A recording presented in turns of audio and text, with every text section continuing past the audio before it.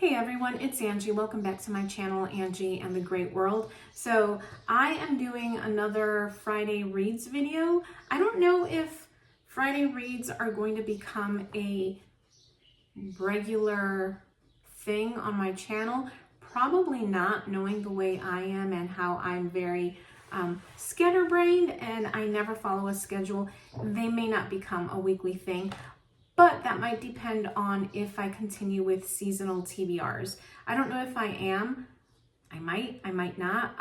I will decide that once I film my upcoming TBR. Also, I decided to film right as people are coming home from work, so there is going to be a lot of traffic noise, like always.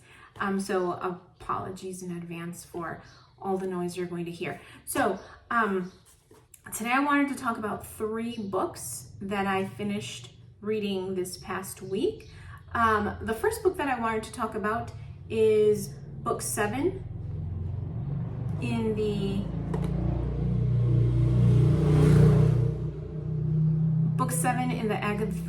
Agatha Raisin series by MC Beaton. Now, before I get to book 7, I wanted to just go back and very briefly, talk about books 1 through 6. So I picked up book 1 back in March for March Mystery Madness. I was in the mood to read a cozy mystery, but I wanted to listen to an audiobook. So I went on Libby. Book 1 in the Agatha Raisin series, which is The Quiche of Death, was available. So I picked it up and I thoroughly enjoyed it. It was so entertaining. And I think a large part of it was the voice actor. I believe it was Penelope Keith who narrated book 1. She did such a phenomenal job voicing these different characters. I'm always impressed when a voice narrator has a wide range of voices, and she certainly does. So she does an amazing job. I don't know that I would have enjoyed the books as much had I just read the physical books, because her narration definitely makes a difference to my enjoyment. Now, the mystery in book 1, The Quiche of Death, was interesting. The story was entertaining.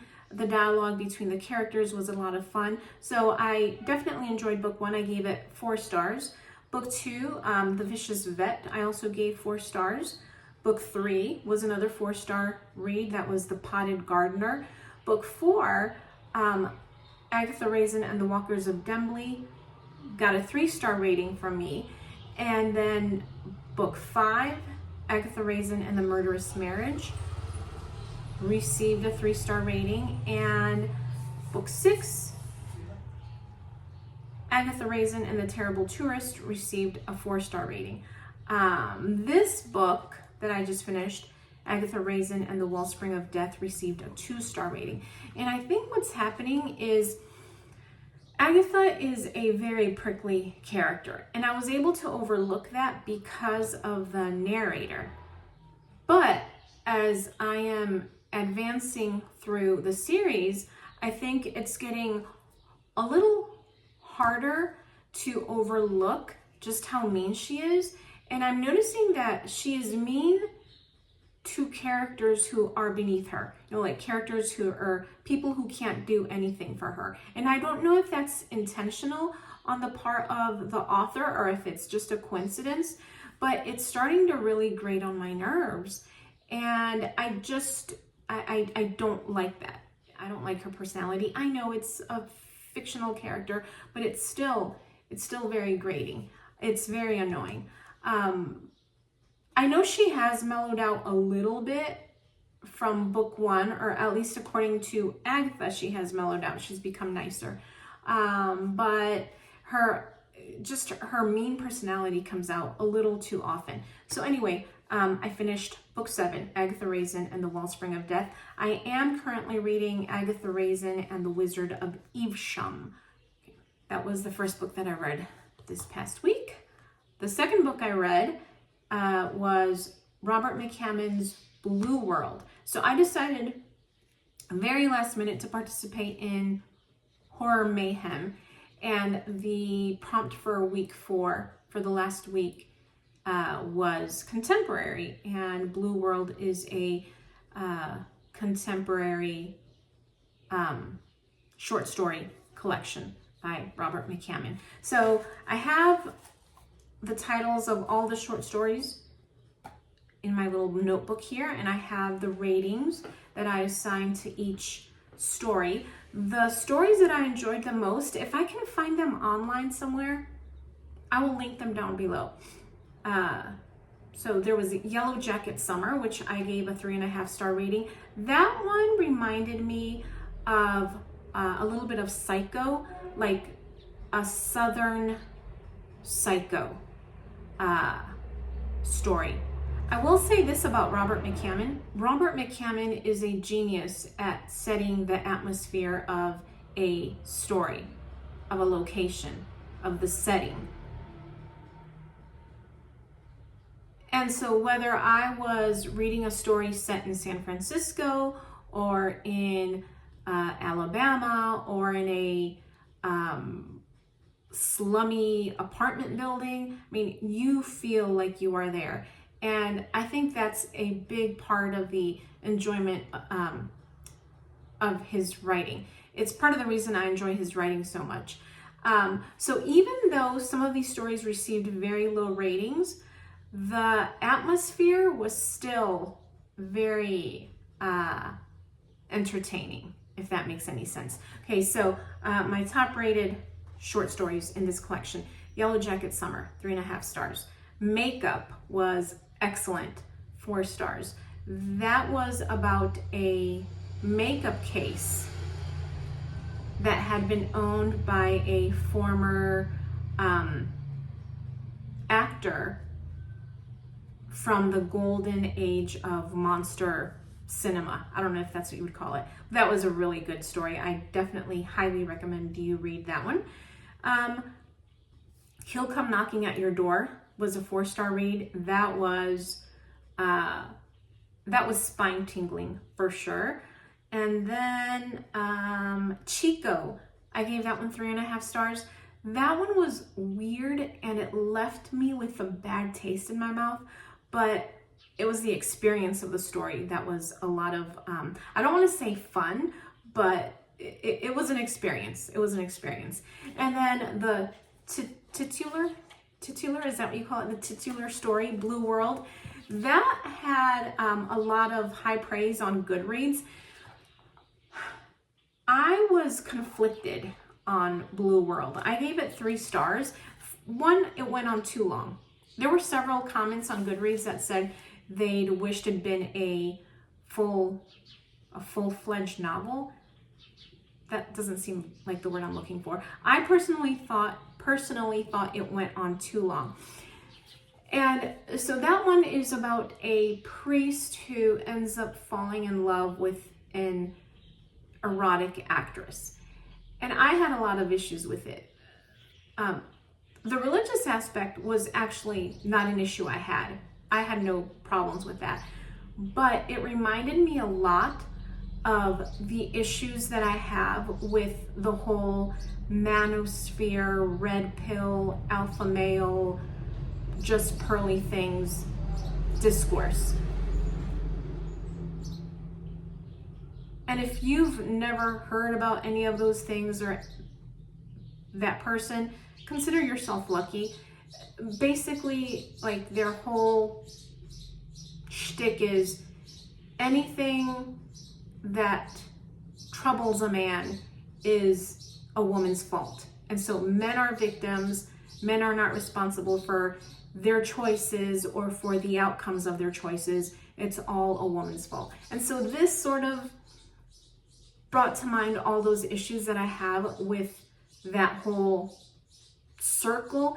And so I couldn't enjoy the story. Not that it was, I mean, it wasn't enjoyable to begin with. I didn't really care for the plot, but it was further soured by the issues that I have with the whole manosphere, red pill thing. Okay, the last book that I read this past week was The Figure in the Shadows book 2 in the Louis Barnevelt series by John Bellairs. Now, I will sing John Bellairs' praises to my dying day. John Bellairs is a master of combining gothic and cozy and writing a wonderful story for, I want to say children, because it is children, for middle grades. I think it's probably written for kids like upper elementary through middle school, even high school, I would say. Maybe not. But his stories are so atmospheric, and I think that's one of the things that I love about his books. They're, like I said, gothic and cozy with just like the right amount of spine tingling. And so The Figure in the Shadows, book 2, I was going to say it's book 2 in the series. Lindsay from Lindsay Reads and I are co-hosting a read-along of the Louis Barnevelt series. If you would like to join us, it's not too late. I mean, these books 1 and 2, which are the 2 books that we've read so far, super short. You can read them in a day. If you would be interested in joining us for our chit chat on book 3, which is The Letter, the Witch, and the Ring. We will be talking about that book at the end of June. Anyway, I guess I should mention what I'm reading right now. I think I already mentioned that I'm reading book 8 in the Agatha Raisin series, Agatha Raisin and the Wizard of Evesham. And then I am also reading a book about Edgar Allan Poe, nonfiction, that I found on Libby. It is a mystery of mysteries. Actually, I said I'm reading it. I haven't even started it yet. I'm going to start it tonight. The Death and Life of Edgar Allan Poe by Mark Dawidziak. And also, I have never participated in June on the Range. I don't even really know what it's about, but I'm guessing it's about reading things set in the West, in the prairie. I don't know, on the range. But I was looking through my Kindle books just before I started filming this, and I saw that I have a book titled, it's a horror book titled, well, I would tell you the title if I had it pulled up. I thought I had pulled it up, but I didn't. So let me scroll down. Here it is. In the Valley of the Sun by Andy Davidson. It is a Western vampire novel. I'm going to see if June on the Range is what I think it is. And if it is, then I might also pick up In the Valley of the Sun by Andy Davidson. Also, if you are participating in June on the Range and it is about reading books set in the American West, and you're looking for some horror, something horror within the horror genre to read, Robert McCammon, speaking of Robert McCammon, he has a book called, let me find that one. He has a book called,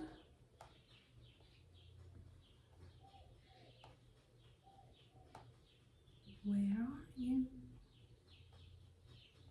Oh, goodness gracious. Oh, here it is. I Travel by Night.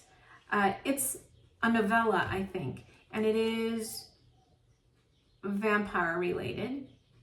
And it's about a man who has just a former soldier who is traveling west after the Civil War. And it's set in New Orleans, which may not be west, but it has a Western feel to it. So I would recommend it if you're looking for some Western horror vampire fiction. I Travel by Night, Robert McCammon. And I believe it is a prequel to another one of his books, which I do not own. Anyway, this has gone on long enough. Thank you so much for watching. I will talk to you later. Bye.